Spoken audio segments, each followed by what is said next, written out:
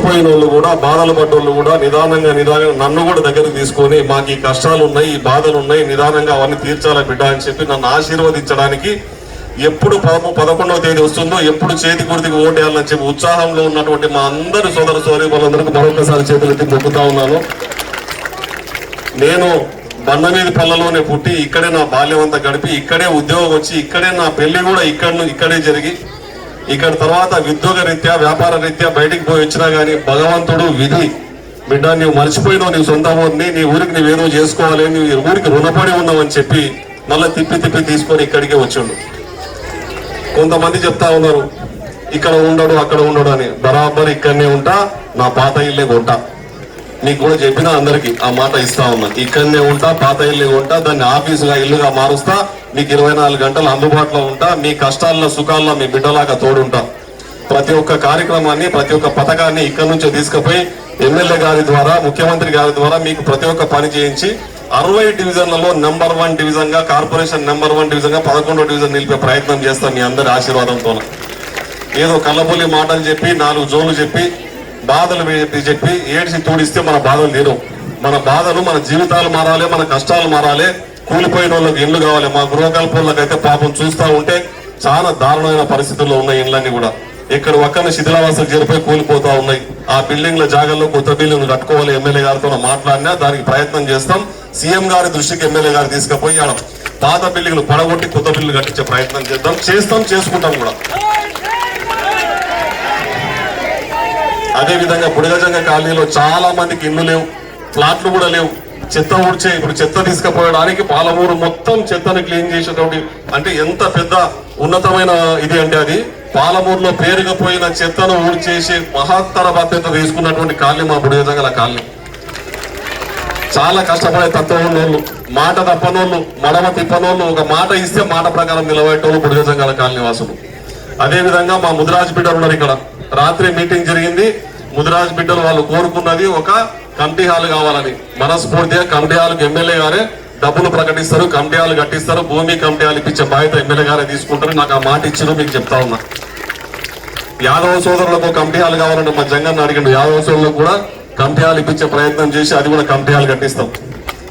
అదే విధంగా ఇక్కడ చాలా మంది ఉద్యోగాలు లేవు, చదువుకున్న పిల్లలు ఉన్నారు కానీ ఉద్యోగాలు లేవు. నేను కూడా ఇక్కడ నుంచి నిరుద్యోగిగా కానిస్టేబుల్ గా జీవితం స్టార్ట్ చేసినోని, ఇక్కడనే ప్రాక్టీస్ చేసినోని, ఇక్కడనే పుట్టినోని, ఇక్కడ నుంచి పోలీసు ఉద్యోగం తెచ్చుకున్నాను. కాబట్టి ఇక్కడ యువత కష్టాలు నాకు తెలుసు. చాలా మంది ఇక్కడ హోంగార్డ్ ఉద్యోగాలు పెట్టించిన సందర్భం కూడా ఉంది. దీనిలో చాలా మంది ఉన్నారు. దాదాపుగా 15-20 మందికి హోంగార్డులు ఇప్పించిన ఇక్కడ నుంచి చాలా మంది పనిచేస్తున్నారు కూడా మీకు అందరికీ తెలుసు. అదేవిధంగా రాబో కాలంలో కూడా కంపెనీల్లో, లిమిటెడ్ కంపెనీల్లో, అమర్ రాజా కంపెనీలో, కొత్త హాస్పిటల్లో ఎక్కడ ఉన్నా సరే మా షేర్ మాకు కావాలన్నా బండమీదపల్లెకు ప్రయారిటీ ఇవ్వాలి, ఇక్కడ నుంచి ఎక్కువ మందికి ఉద్యోగాలు ఇవ్వాలి. వీళ్ళందరికీ నేను మాట ఇచ్చిన. యాడ చూస్తే కూడా పాలమూరులో హాస్పిటల్లో చూసినా, గవర్నమెంట్ హాస్పిటల్లో చూసినా, కొత్త దవాఖానలో చూసినా, లిమిటెడ్ కంపెనీలో చూసినా బండమీదపల్లెల సంఖ్యనే పెరగాలి, పెరుగుతుంది కూడా. ఈ రోజు నేను మీకు మాట ఇస్తా ఉన్నా. ఎక్కడ చూసినా ఉద్యోగాలు మనకు ఎక్కువ శాతం ఉంటాయి. యువత గాని ఒడ్డగిరి కూడా చాలా కష్టాల్లో ఉంది. ఒడ్డగిరి అంతా కూడా ఆడ పోచమ్మ నగర్ లో ఆ టెంపుల్ డెవలప్మెంట్ కోసం మాట ఇచ్చినాం. టెంపుల్ కు పెద్ద ఎత్తున కట్టి ఆడ షెడ్ వేసి ఒక ఫంక్షన్ హాల్ లాగా టెంపుల్ ను కట్టించే బాధ్యత కూడా మేము తీసుకుంటాం. అదేవిధంగా పక్కనే కమిటీ హాల్ అడిగిన, కమిటీ హాల్ కట్టిస్తాం. కమిటీ హాల్ మీద ఇంకో బిల్డింగ్ వేసి స్కిల్ డెవలప్మెంట్ సెంటర్ కూడా ఓపెన్ చేసి మహిళలకు కూడా ఉపాధి కల్పించే అవకాశం మేము చూస్తాం. ఒడ్డగిరిలో కూడా ఇండ్లు చూస్తే కళ్ళకి నీళ్లు వస్తాయి. చాలా బాధాకరమైన ఇండ్లు ఉన్నాయి, కొట్టుకుని పెడుతున్నాయి, కూలిపోయే దశలు ఉన్నాయి.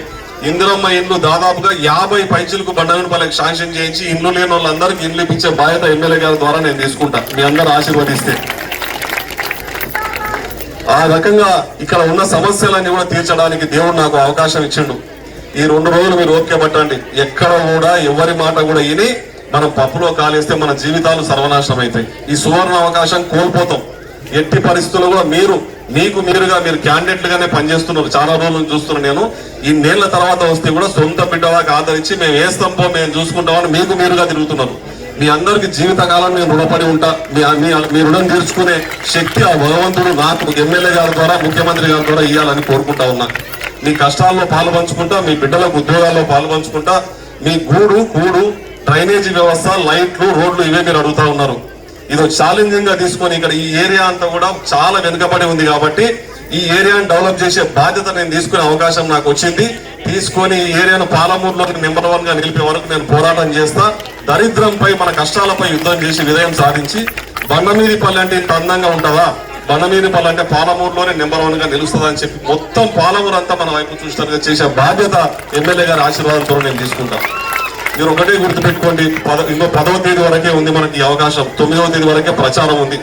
10వ తేదీ మీరే సైనికుల్లాగా పనిచేసి ఇంటింటికి ఒక సురేందర్ రెడ్డి బయటికి వెళ్ళి ఎవరికి వాళ్ళుగా చెప్పుకొని ఏడుపులకు, కన్నీళ్లకు, బాధలకు, ఇబ్బందులు ఉన్నాయని కుటుంబ సమస్యలు చెప్పుకుంటూ పోతే మన జీవితాలు మారో, మనం కూడా ఏడుపుల పాలవుతాం, మనం కూడా కష్టాల పాలవుతాం. అది దృష్టిలో పెట్టుకోండి. వాళ్ళకి కావాలంటే వేరే మార్గాలు చూద్దాం. నేను గెలిచిన తర్వాత వాళ్ళకు కూడా సాయం చేసే గుణం ఉన్నాను నేను. అది కూడా మీరు దృష్టిలో పెట్టుకోవాలి. అందుకే చెప్తా ఉన్నా, వాళ్ళు ఎవరో ఏదో చెప్పిన మోసపోయి మన బతుకులను సిద్ధం చేసుకోవచ్చు. పాలమూరు అంతా మన దిక్కు చూస్తా ఉంది. ఈయన గాన వచ్చిందంటే మాస్ లీడర్ అవుతాడు, ఇక్కడ ఉన్న ప్రజలతో కలిసిపోతాడు, ఖచ్చితంగా ప్రజల సమస్యలు తీరుస్తాడు. సమస్యలు తీరిస్తే మళ్ళీ నాయకత్వం మాకు దొరకదని చెప్పి కొంతమంది కుట్రలు పనుతా ఉన్నారు. ఆ కుట్రలను తిప్పుకొట్టాల్సిన అవసరం మీ అందరి మీద, మా అక్క చెల్లెల మీద, అమ్మల మీద, తమ్ముళ్ళ మీద, యువకుల మీద ఉంది. మీ అందరు ఖచ్చితంగా నన్ను ఆశీర్వదిస్తారు. అటువంటి దొంగల కుట్రలు తిప్పికొట్టి గుత్పకట్టే నిర్పోడి పట్టుకొని ఎవరన్నా వచ్చి తప్పుడు మాటని చెప్పి వాళ్ళని నిర్దేశించే శక్తివంతులు మా నారీమన్లు ఉండరు. కాబట్టి మీ అందరి ఆశీర్వాదంతో ఈసారి ఖచ్చితంగా విజయం సాధించి ఇక్కడ ఉన్న ప్రతి సమస్యను మీ బిడ్డలాగా తీరుస్తా. ఇక్కడనే నా పాత ఇల్లు కొంటా, ఇక్కడనే ఆఫీసు పెడతా, మీకు అందుబాటులో ఉంటా, మీ బిడ్డలాగా ఇక్కడ జీవిస్తారు. మరొకసారి మీ అందరికి తెలియజేస్తా ఉన్నా. నన్ను ఆశీర్వదించండి. కాంగ్రెస్ పార్టీకి 4వ నెంబర్ ఉన్న చేతి గుర్తుకు ఓటేస్తే డబ్బా తెరిస్తే బండగన్పల్లె మొత్తం కూడా పాలమూరు మన వైపు ఇంత మెజార్టీలో సురేంద్రని గెలిపించడం అన్నట్లు ఉండాలి. మీ ఆశీర్వాదం నా ఎంత ఉండాలి. మాయా మాటలకు, దొంగ మాటలు నమ్మొద్దు. మన పల్లెలు బంగారు పల్లెగా మార్చుకుందామని తెలియజేస్తూ